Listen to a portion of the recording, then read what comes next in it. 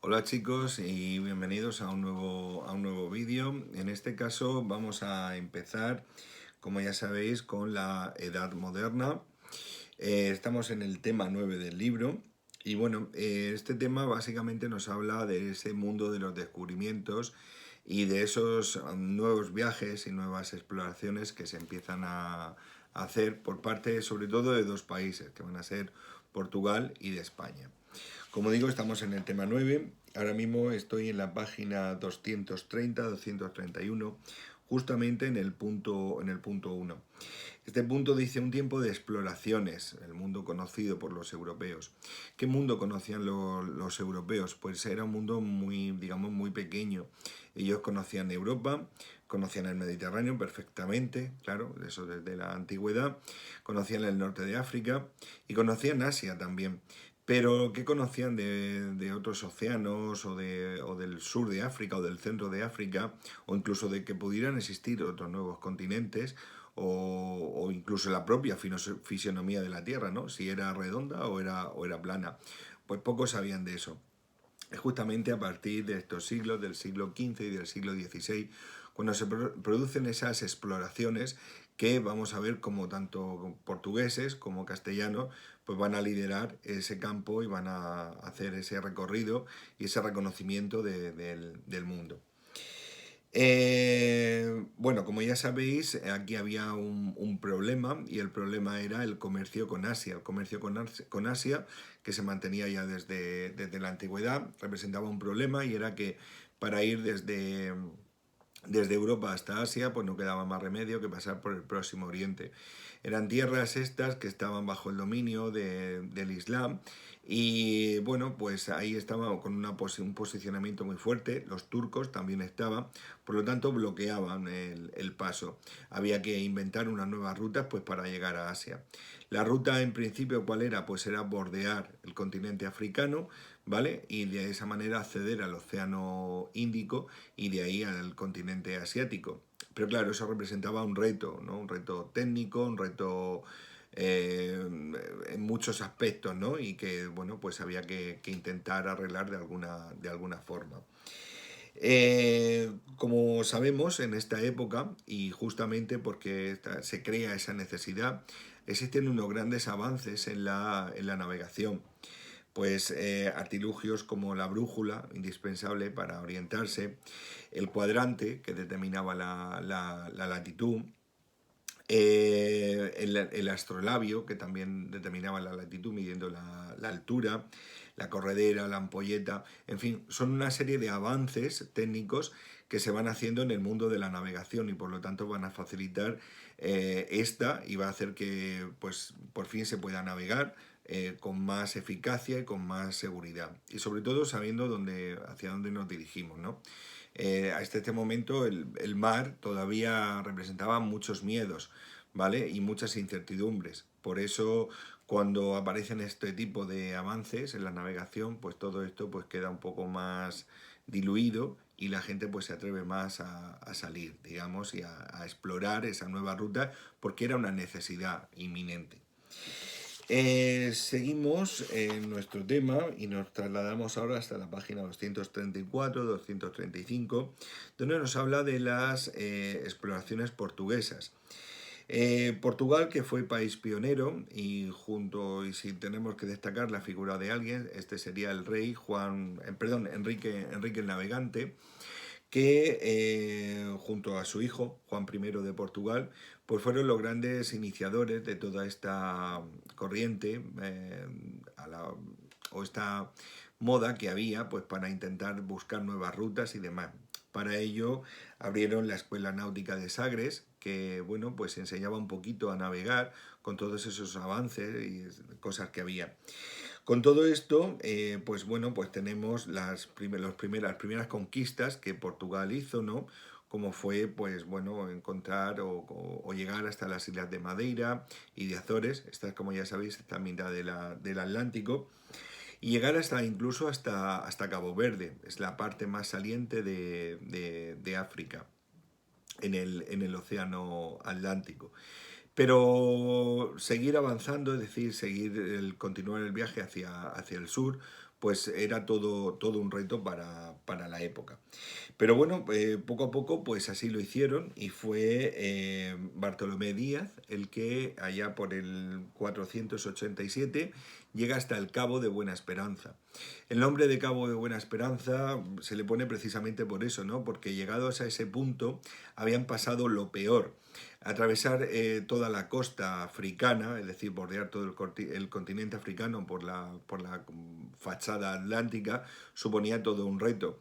Grandes corrientes marinas, fortísimas tormentas, sobre todo al pasar en la zona de convergencia intertropical, que se llama eso. Este nombre es así muy rimbombante, pero no es ni más ni menos que pasar del hemisferio norte al hemisferio sur. Ahí es donde se forman las grandes tormentas y demás, y eran zonas pues, muy peligrosas para la navegación. Y por fin, como digo, va a ser Bartolomé Díaz que en 1487 alcance ese punto de África, el punto más meridional, más al sur de todo, que era el Cabo de Buena Esperanza. Por eso se llama así, ¿no? Buena Esperanza, porque si habían llegado hasta ahí, pues habían pasado lo peor. Tenían que, digamos, doblar ese cabo y ahora dirigirse, digamos, hacia el norte, hacia lo que es el océano Índico, y de ahí ya, pues, a entrar a todo el continente asiático. Bueno, pues seguimos más nombres, pues como tenemos como Vasco de Gama, Pedro Álvarez Cabral, etcétera, que fueron marinos muy importantes y que, bueno, pues consolidaron estas rutas hacia el continente asiático, usando la técnica de bordear todo el continente africano para poder llegar a Asia. En el camino, estas personas o estos marinos iban fundando lo que se conocen como las factorías, que era bueno, una especie de asentamientos que tenían y eran puntos clave donde los barcos pues recalaban, ¿no? Pues para coger agua, para coger alimentos, y eran como unos puntos base que tenían allí, ¿vale? Más que asentamientos coloniales propiamente. Ellos el interés que tenían básicamente era el comercio, ¿no? El comercio con la India, ¿no? Traer todas esas materias, esa seda, esas especias y demás que nos traían de la India y traérnoslas hasta el continente europeo. Siguiendo avanzando, en la página 236 tenemos las exploraciones castellanas. Castilla no se iba a quedar atrás y desde luego pues aquí marcó todo un hito, ¿no? Los reyes católicos, cuando les llega la oferta de Colón, bueno, ya sabéis que Cristóbal Colón era un navegante genovés que, bueno, pues tenía muy claro, ¿no? Que se podía llegar a la India, pero siguiendo la ruta de Occidente, es decir, no siguiendo la ruta bordear el continente africano, sino seguir la ruta hacia el oeste, es decir, adentrarse en el océano Atlántico, algo que nunca había hecho nadie hasta ese momento. Comprenderéis que eso suponía un gran recelo y unas grandes dudas, porque eso era una cosa totalmente novedosa y que nadie se había atrevido a hacer. Pero Colón lo tenía muy claro. Colón se dirigió hasta Portugal, que en este momento, como ya estamos viendo, era el país pionero, el que fomentaba este tipo de viajes, pues con la intención de que le sufragasen los gastos y le patrocinase el viaje, ¿no? Vamos, que le diese dinero pues, para hacer ese viaje, porque era un viaje caro y era un viaje complicado y arriesgado. Portugal en ese momento consideró que la idea de Cristóbal Colón era totalmente descabellada y por lo tanto declinó su oferta.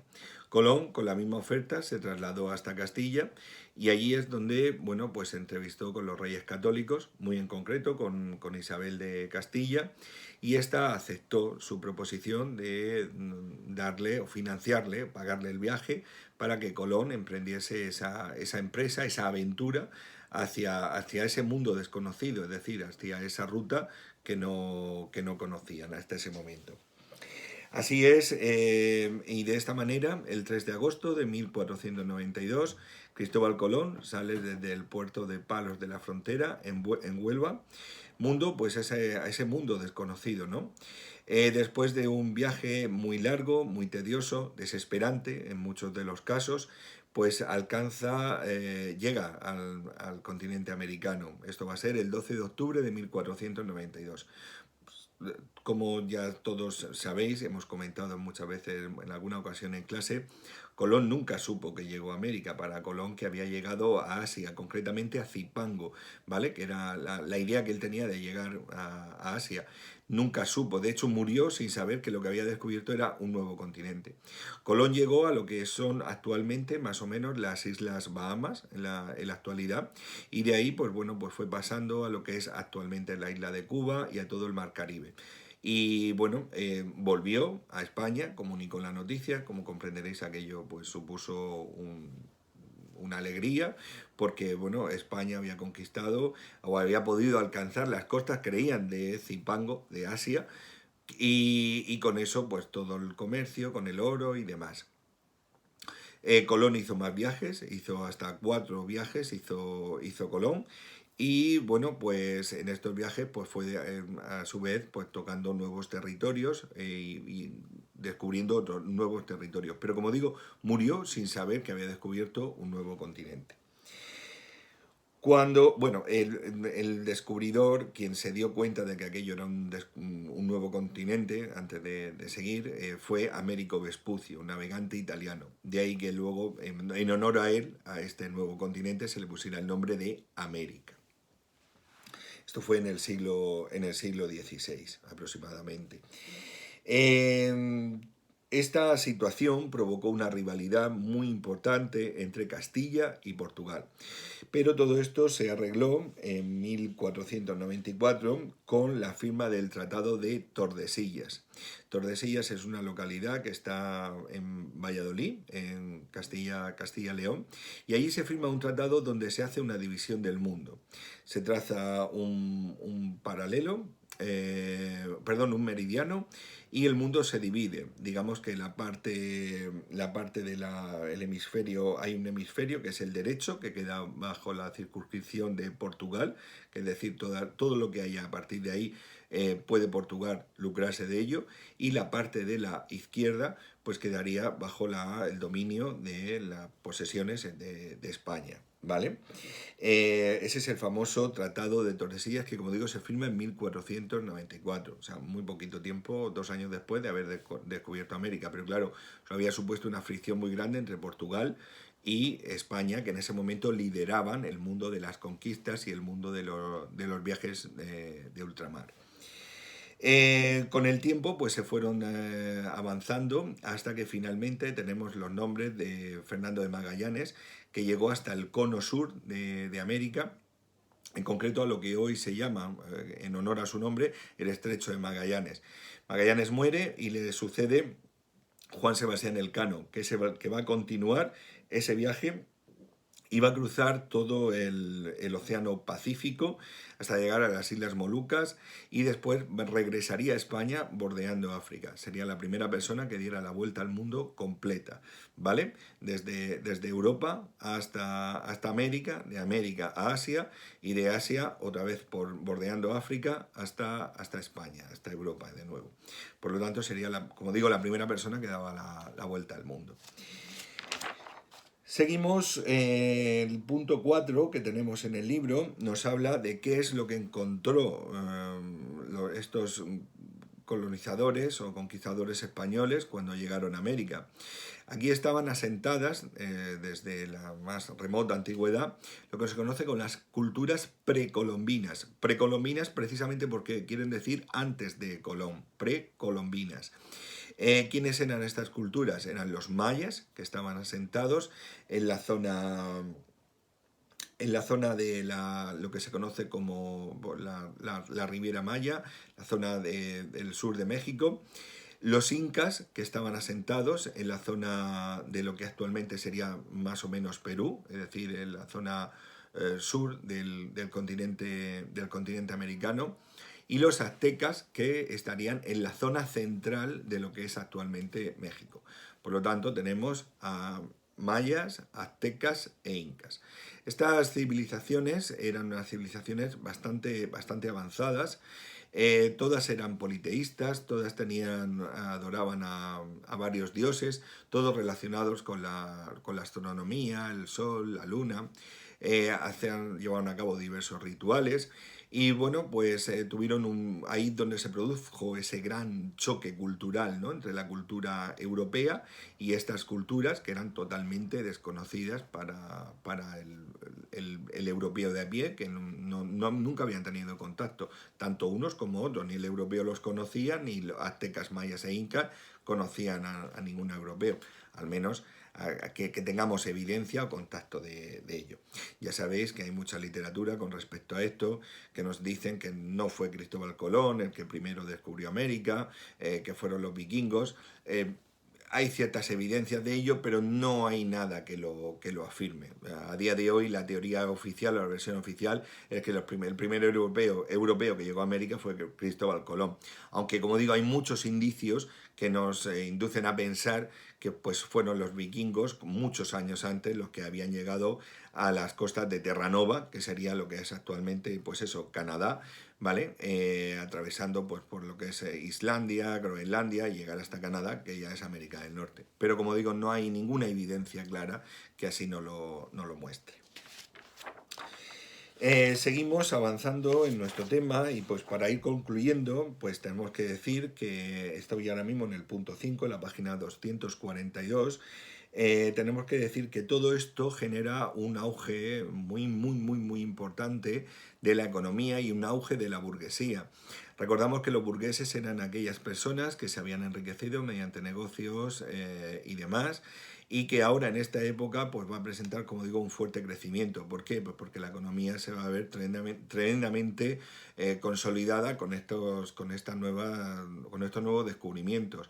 Grandes rutas comerciales, un comercio cada vez mayor, y va a hacer que muchas personas pues se enriquezcan y por lo tanto, pues como digo, esa burguesía, esas personas que habían emprendido un pequeño negocio, pues con el paso del tiempo pues se van a convertir en grandes personajes de la historia. Ahí tenemos a los Medici, que luego van a ser mecenas del arte, es algo que veremos después en el Renacimiento y demás. También tenemos que destacar los nuevos instrumentos económicos, como las compañías mercantiles, los cheques, las letras de cambio y la incipiente actividad bancaria, que fue adquiriendo gran importancia en esta época debido a esas grandes transacciones comerciales que ya se empezaban a dar. El dinero empezaba a fluctuar y es el origen, digamos, de un poquito de lo que es la banca moderna que tenemos hoy en día. Bueno chicos, pues esto es más o menos, de forma muy superficial, todo el tema el referente a cómo entramos en la edad moderna y cómo es ese mundo cómo es ese mundo de los descubrimientos, de esas exploraciones, como digo, lideradas por Portugal en un principio y luego seguidas por Castilla, por España en este caso, y que van a dar origen pues a ese mundo, ¿no? Donde el comercio, la burguesía y demás pues va a crecer. Todo esto va a ser la antesala, ¿vale?, de lo que vamos a seguir viendo a continuación cuando veamos el humanismo, que va a ser esa corriente filosófica que sustente a todo esto y que dará lugar después al Renacimiento, que lo iremos viendo en los siguientes temas. Bueno, pues muchas gracias por vuestra atención y hasta el próximo vídeo.